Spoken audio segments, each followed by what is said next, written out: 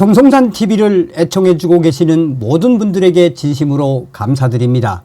이번 시간에는 지금 제주도 난리 났으며 중국 관광객의 운전 허용, 현재 중국 태풍의 발칵, 현장 충격 영상 등장.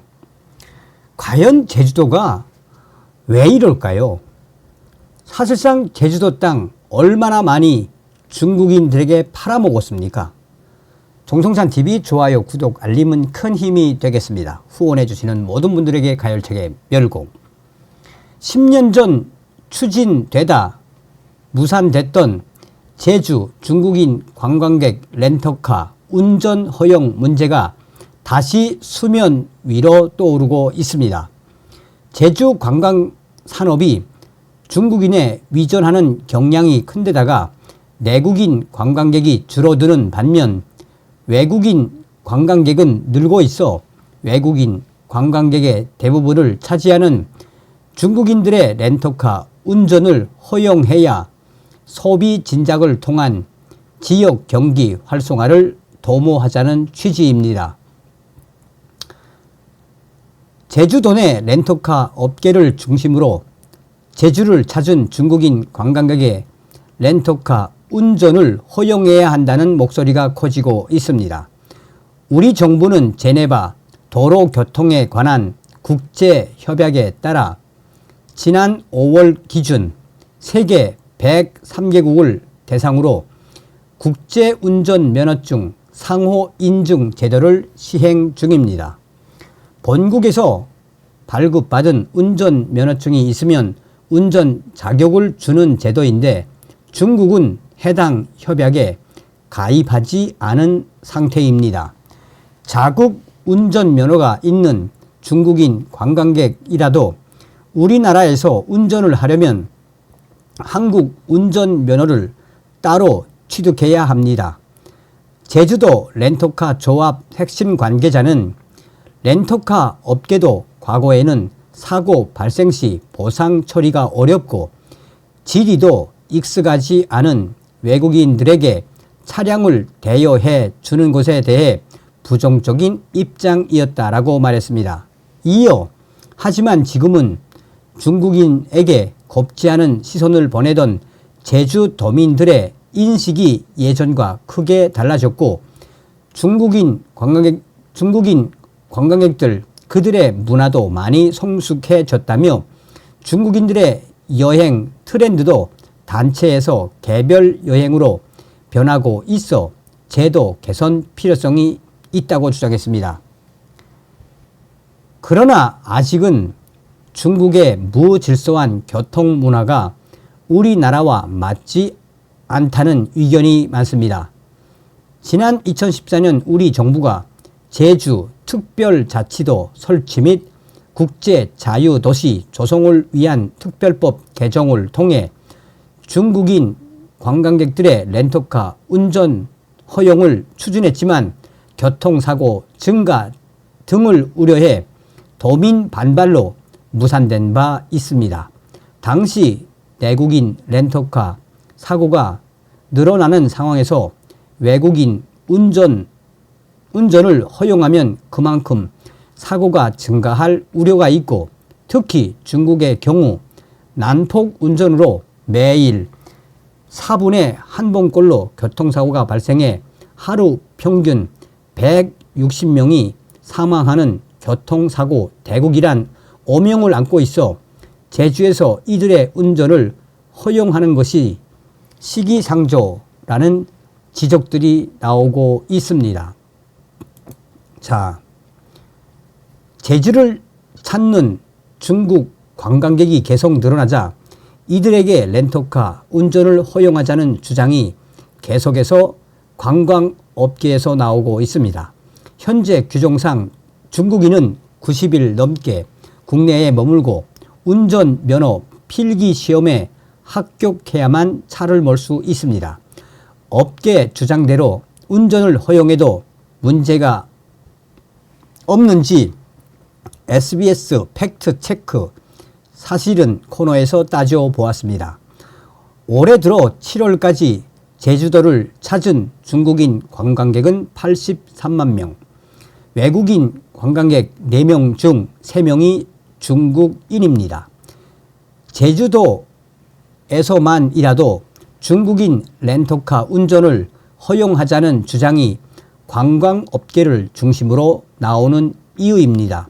하지만 중국인에게 운전을 허락하는 건 흉기를 지급하는 것이다, 살인 면허를 내주자는 거냐 등의 반대의 목소리가 만만치 않습니다. 제주도민, 중국인들이 관광 와서 운전을 다들 한다고 하면 사실 불안해서 잘못 다닐 것 같아요. 굳이 그렇게 특혜까지 줄 필요가 있습니까? 라고 말했습니다. 그래서 중국의 교통사고 통계부터 확인해 보았습니다. 교통사고 발생률은 1만 대당 9.7건, 우리보다 오히려 낮았습니다. 하지만 교통사고 사망률은 10만 명당 17.4명으로 우리보다 2.5배 정도 높습니다. 교통 환경 자체가 다른 만큼 직접 비교는 어려워 보입니다. 그래서 우리나라에서 중국인 운전자의 법규 위반을 확인해 봤는데 운전자 1명당 0.38건, 국내 운전자보다 더 낮은 것으로 나타났습니다. 그렇다면 중국인 관광객에게 렌터카 운전을 허용해도 될까요? 국내 도로교통 전문가 3명에게 물었는데 모두 부정적이었습니다. 교통문화운동본부 박영훈 대표는 우리와 상이한 측면이 있습니다. 예컨대 중국의 경우 대개 하위 차로에서 유턴이나 좌회전을 주는 경우가 많습니다. 그런 건 매우 중대하죠. 라고 말했습니다. 이런 이유로 국가 간 교통법규나 신호체계가 호환 가능한지를 서로 검증한 다음 협약을 맺고 운전면허를 상호 인정하고 있는데 중국은 우리와 관련 협약을 맺은 적이 없습니다.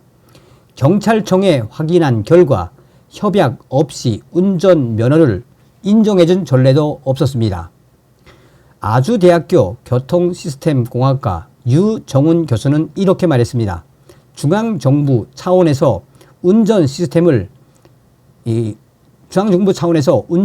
시스템에 대한 상호 체크 없이 관광이라는 하나의 목적을 위해서 이렇게 열어졌을 때는 위도하지 않았지만 큰 사고로 이어질 수 있습니다.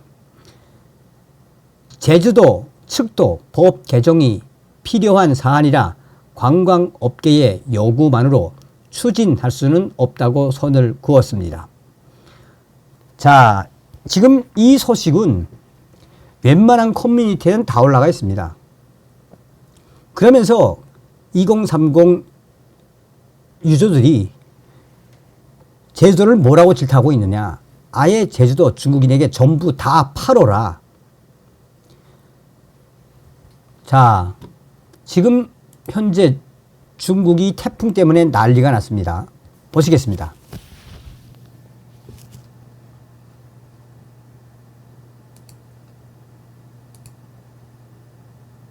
현재 역대급 태풍 때문에 난리가 난 중국 영상이다. 이번 여름에 역대급 가뭄과 폭염 때문에 중국에선 인공적으로 비를 만들다가 비를 내리게 하는 건 성공했는데 초속 34m 거대 태풍도 같이 온 상황이다. 이로 인해 아파트 창문이 태풍 때문에 날아가거나 거대 빌딩 공사 현장이 다 무너져 내리는 일도 발생했으며 사람이 절대 밖에 못 나갈 정도다. 만약에 밖에 나갔다간 10초 만에 없어질 만큼 강력한 태풍이 불고 있으며 주차돼 있던 자동차까지 가볍게 날아가고 관람차 또한 태풍 때문에 휙휙 돌아가고 있는 모습까지 찍혔다. 이 태풍으로 인해 50만 명 이상이 피해를 입었으며 재산 피해만 11조가 넘는 규모라고 한다. 해당 태풍 때문에 주민들은 인공가구가 아니라 인공재난을 만든 거냐며 난리가 났는데 중국 정부는 직접적인 연관은 없다면서 책임을 회피하고 있다.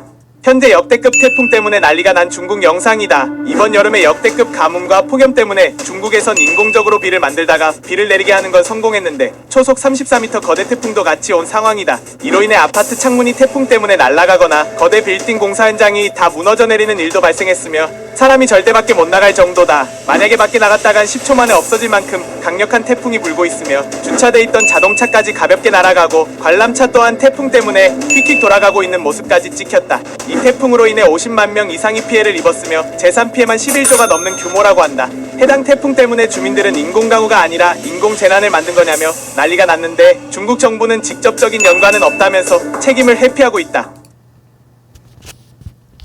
다음 시간에 뵙겠습니다. 멸공.